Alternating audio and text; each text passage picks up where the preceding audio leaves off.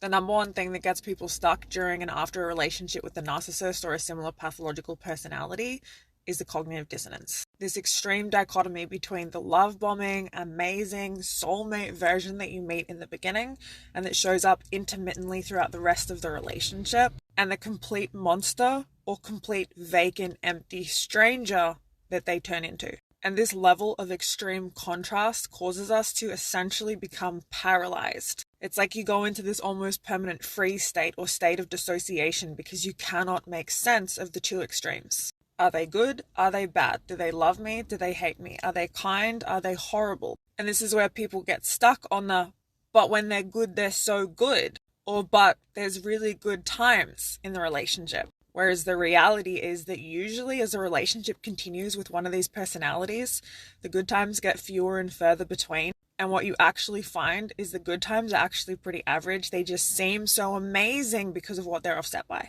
And many times that extreme dichotomy causes us to hyper-focus on particularly the initial love bombing phase. And that's what we get set on for the whole rest of the relationship. But it's the cognitive dissonance and the resulting dissociation that causes us to stay or continue to go back. And this cognitive dissonance can last a very long time if you're not doing the correct work to break it and see things for what they really are. Because that cognitive dissonance causes us to create narratives and stories around the relationship, the abuser, ourselves, and reality. And the really difficult thing is that at any point where we're starting to get to that place of being able to update our view of the abuser from amazing love bombing version to know they're actually just a monster, is that when they sense us actually starting to pull away, actually starting to see them differently, they suddenly revert back to that amazing love bombing version,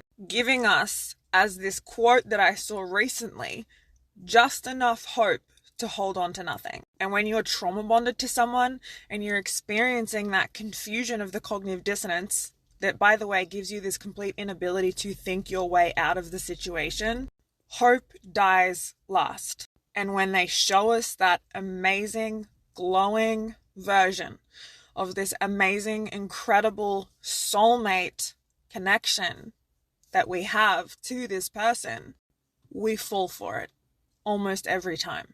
And this can happen over and over and over and over until you finally hit a wall and you're ready to do the work to see things clearly and get out.